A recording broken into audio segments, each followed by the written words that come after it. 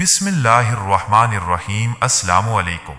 آج ہم جانے گئے حضرت یوشع بن نون علیہ السلام کے بارے میں۔ اللہ رب العزت نے حضرت موسیٰ علیہ السلام کو یہ حکم دیا کہ دو دریاؤں کے ملنے کی جگہ پر میرا ایک ایسا بندہ ہے جو آپ سے زیادہ علم رکھتا ہے، آپ ان سے ملاقات کریں۔ حضرت موسیٰ علیہ السلام روانہ ہونے لگے تو اپنے نوجوان خادم حضرت یوشع بن نون علیہ السلام کو بھی اپنے ساتھ لے لیا۔ حضرت موسیٰ علیہ السلام اور حضرت یوشع علیہ السلام ایک مقام پر کچھ دیر آرام کرنے کے لیے روکے تو ساتھ لی ہوئی مچھلی اچھل کر دریا میں چلی گئی۔ پھر کچھ دور آگے جانے کے بعد حضرت موسیٰ علیہ السلام نے حضرت یوشع علیہ السلام سے پوچھا کہ کھانے کے لیے کچھ لاؤ۔ حضرت یوشع علیہ السلام نے عرض کیا کہ جہاں ہم روکے تھے وہاں مچھلی پانی میں چلی گئی تھی، لہٰذا دونوں اپنے قدموں کے نشانات دیکھتے ہوئے واپس چلے گئے۔ فرمان الہی ہے سورہ الکہف آیات 60 تا 62۔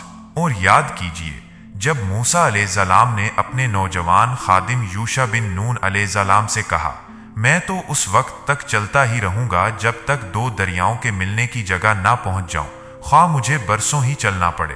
پس جب وہ دو دریاؤں کے ملنے کی جگہ پہنچ گئے تو وہاں اپنی مچھلی بھول گئے، اور مچھلی نے دریا میں ایک سرنگ کی طرح اپنا راستہ بنا لیا۔ پھر جب وہ دونوں وہاں سے آگے بڑھ گئے تو موسیٰ علیہ السلام نے اپنے نوجوان خادم سے کہا، ہمارا کھانا لاؤ، ہم تو اس سفر سے بہت تھک گئے ہیں۔ حضرت موسیٰ علیہ السلام نے اپنی زندگی کے آخری ایام میں انہیں اپنا جانشین بنا دیا۔ اللہ رب العزت نے حضرت موسیٰ علیہ السلام کے بعد حضرت یوشع بن نون علیہ السلام کو نبوت عطا فرمائی۔ حضرت موسیٰ اور ہارون علیہ السلام کو اللہ تعالیٰ نے حکم دیا کہ بنی اسرائیل کے ہر قبیلے کی مردم شماری کریں اور ہر قبیلے کا ایک سردار مقرر کریں تاکہ یہ لوگ ایک طاقتور قوم عمالقہ سے مقابلے کی تیاری کریں جن سے میدان تیہا سے نکلنے کے بعد مقابلہ ہونے والا ہے۔ چنانچہ انہوں نے بنی اسرائیل کے قبائل کے سردار مقرر کیے اور یوشع بن نون علیہ السلام کو تمام قبائل کا سردار بنایا۔ حضرت ہارون اور حضرت موسیٰ علیہ السلام میدان تیہا میں ہی فوت ہو گئے تھے۔ ان کی وفات کے بعد بنی اسرائیل کو بیت المقدس لانے والے حضرت یوشع علیہ السلام ہی تھے۔ حضرت یوشع علیہ السلام کا جہاد اور معجزے کا ظہور۔ اریحا ایک خوبصورت شہر تھا جس میں بڑی شاندار عمارتیں تھیں۔ حضرت یوشع علیہ السلام نے اپنے فوجیوں کو لے کر اس شہر کا محاصرہ کیا لیکن دشمن مرعوب نہ ہوا۔ آخر کار آپ علیہ السلام کی فوج نے شہر کو چاروں طرف سے گھیر کر نعرہ تکبیر بلند کیا تو شہر کی فصیل ٹوٹ گئی اور وہ اپنی فوجوں کو لے کر فاتحانہ انداز میں شہر میں داخل ہو گئے اور بہت سا مال غنیمت حاصل کیا۔ حدیث رسول اکرم صلی اللہ علیہ وآلہ وسلم ہے، روایت بخاری و مسلم۔ ابو ہریرہ رضی اللہ عنہ، ایک نبی یوشع علیہ السلام جہاد کے لیے نکلنے لگے تو انہوں نے اپنی قوم سے فرمایا، وہ آدمی میرے ساتھ نہ آئے جس نے نئی شادی کی ہے اور ابھی اپنی بیوی سے ہم بستر نہیں ہوا، وہ بھی میرے ساتھ نہ آئے جس نے کوئی عمارت تعمیر کی ہے لیکن ابھی چھت نہیں ڈالی، وہ بھی میرے ساتھ نہ آئے جس کی بکری یا اونٹنی حاملہ ہے اور وہ بچہ پیدا ہونے کا انتظار کر رہا ہے۔ چنانچہ وہ اپنی فوجوں کو لے کر جہاد کے لیے نکلے اور شہر کے قریب وہ اس وقت پہنچے جب عصر کا وقت ہو چکا تھا۔ اس نبی نے سورج سے کہا، تم بھی اللہ کے حکم کے پابند ہو اور میں بھی، اے اللہ اسے کچھ دیر کے لیے روک دے۔ چنانچہ سورج روکا رہا یہاں تک کہ فتح حاصل ہو گئی۔ جہاد کے بعد انہوں نے مال غنیمت جمع کیا، اسے آگ جلانے کے لیے آئی لیکن جلائے بغیر واپس چلی گئی۔ نبی علیہ السلام نے کہا، تم میں سے کسی نے خیانت کی ہے اس لیے تمہارا جہاد قبول نہیں ہوا، لہٰذا ہر قبیلے کا ایک آدمی میرے ہاتھ پر بیعت کرے۔ جب قبیلے کے نمائندے بیعت کرنے کے لیے آئے تو ان میں سے ایک آدمی کا ہاتھ نبی کے ہاتھ سے چپک گیا۔ نبی نے فرمایا، تمہارے اندر ہی خیانت ہے، تمہارا پورا قبیلہ مجھ سے بیعت کرے۔ اس قبیلہ کے تمام افراد نے بیعت کی تو 3 آدمیوں کے ہاتھ نبی کے ہاتھ سے چپک گئے۔ نبی نے فرمایا، خیانت کا مال تمہارے پاس ہے لہٰذا لے آؤ۔ وہ گائے کے سر کے برابر سونا لے کر آئے اور اس سونے کو دوسرے مال غنیمت کے ساتھ رکھ دیا گیا، اور آگ آئی اور اسے جلا کر چلی گئی جو جہاد کے قبول ہونے کی علامت تھی۔ آپ صلی اللہ علیہ وآلہ وسلم نے یہ بھی فرمایا کہ ہم سے پہلے لوگوں کے لیے مال غنیمت حلال نہیں تھا، اللہ تعالیٰ نے ہماری کمزوری دیکھ کر ہمارے لیے حلال کر دیا ہے۔ बिलआम बिन बाऊर का वाक़या। तफसीर इब्ने कसीर। जब हज़रत यूशा अलैहिस्सलाम बनी इसराइल को लेकर बैतुल मुक़द्दस को फतह करने के लिए निकले तो रास्ते में बिलआम बिन बाऊर का वाक़या पेश आया। ये आदमी अल्लाह का इस्मे आज़म जानता था, जिसके ज़रिए से की हुई हर दुआ कबूल होती। उसकी कौम ने इससे मुतालबा किया कि मूसा अलैहिस्सलाम और उसकी कौम के खिलाफ बद्दुआ करो। उसने इनकार कर दिया। लोगों ने बहुत ज्यादा इसरार किया। आखिरकार ये अपनी गधी पर सवार होकर बनी इसराइल के लश्कर की तरफ चल पड़ा। जब वो करीब पहुंचा तो गधी बैठ गई। उसने उसे खड़ा करने की बहुत कोशिश की, लेकिन वो खड़ी होकर फिर बैठ गई। आखिरकार कुदरत इलाही से गधी बोली कि ए बिलआम, तू कहाँ जा रहा है? क्या तू नहीं देख रहा कि फरिश्ते मुझे इस तरफ जाने से रोक रहे हैं?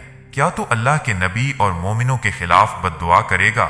वो फिर भी गधी से नीचे ना उतरा और उसे मार पेट कर आगे चलाने की कोशिश करता रहा। आखिरकार वो चल पड़ी। जब वो बसनान नामी पहाड़ के करीब पहुंचा और मूसा अलैहिस्सलाम की कौम को देखा तो बद्दुआ करने लगा, लेकिन उसकी जबान उसके काबू में न रही।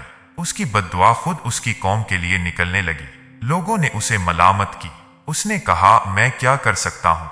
मेरी जबान से यही कुछ निकल रहा है। फिर उसकी जबान लंबी होकर सीने से लटक गई। फिर उसने कौम से कहा, मेरी तो दुनिया भी बर्बाद हो गई और आखिरत भी। अब मूसा अलैहिस्सलाम की कौम के खिलाफ कोई मक्र फरेब ही किया जा सकता है। अपनी औरतों को खूब ज़ेबो ज़ीनत करवाकर कुछ अशिया देकर बेचने के लिए बनी इसराइल के लश्कर में भेज दो। वो मर्दों को अपनी तरफ माइल करेंगी। अगर बनी इसराइल का एक आदमी भी बदकारी कर लेगा तो तुम्हें लड़ने की जरूरत ही ना रहेगी। कौम ने उसके मशवरे पर अमल करते हुए अपनी औरतों को बनी इसराइल के लश्कर में भेज दिया। एक इसराइली सरदार ने एक औरत के साथ खलवत की। उसी वक्त अल्लाह ताला ने बनी इसराइल पर ताउन की वबा भेज दी। जब मालूम हुआ तो बनी इसराइल के एक शख्स ने इस खेमे में जाकर दोनों को कत्ल कर दिया और कहने लगा, ए अल्लाह, हम तेरे नाफरमानों के साथ ये सलूक करते हैं। फिर ताउन की वबा खत्म हो गई। फरमाने इलाही है सूरह अल-आराफ। और ए नबी सल्लल्लाहु अलैहि वसल्लम, उन लोगों को इस शख्स का हाल सुनाइए कि जिसको हमने अपनी आयात दी तो वो उन अहकाम की पाबंदी से बिल्कुल ही निकल गया। फिर शैतान उसके पीछे लग गया और वो गुमराह लोगों में शामिल हो गया। और अगर हम चाहते तो उसे उन आयात की बदौलत बुलंद मर्तबा अता कर देते, लेकिन वो तो दुनिया की तरफ माइल हो गया और अपनी नफसानी ख्वाहिश की पैरवी करने लगा। बस इसकी मिसाल कुत्ते जैसी है कि अगर आप उस पर कोई बोझ डाल दें तब भी वो हाँफता है, या उसको छोड़ दें तब भी हाँफता है। यही मिसाल उन लोगों की है जिन्होंने हमारी आयात को झुठलाया।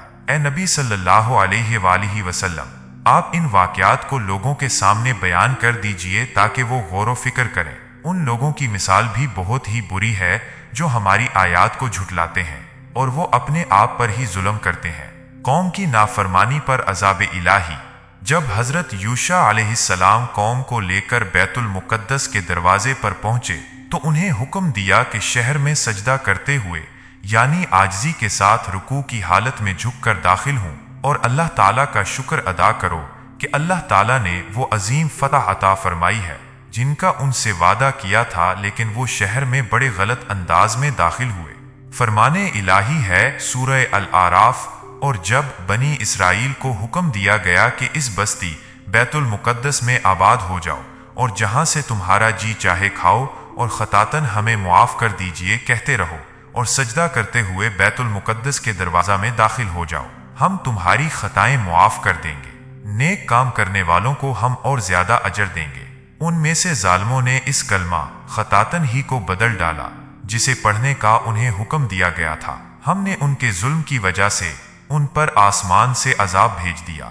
रसूल अकरम सल्लल्लाहु अलैहि वसल्लम ने फरमाया, रवायत बुखारी अबू हुरैरा रज़ी अल्लाहु अन्हा, जब अल्लाह ताला ने बनी इसराइल को हुक्म दिया कि शहर के दरवाजे में सजदा करते हुए दाखिल हो और जुबान से ये कहो कि खतातन हमारी खताएं मुआफ़ फरमा दें, वो सरीन के बल घसते हुए और जुबान से ये कहते हुए दाखिल हुए, जनतातन बाली में दाना। हजरत यूशा अलैहिस्सलाम की वफात। हजरत यूशा बिन नून अलैहिस्सलाम की क़यादत में बनी इसराइल अपने आबाओ अजदाद की सरजमीन बैतुल मुक़द्दस पर काबिज हो गए और वहां सुकून के साथ रहने लगे। हजरत यूशा अलैहिस्सलाम इन्हें अल्लाह ताला की किताब तौरात के मुताबिक चलाते रहे, یہاں تک کہ آپ علیہ السلام 127 سال کی عمر میں اس دنیا فانی سے رحلت فرما گئے۔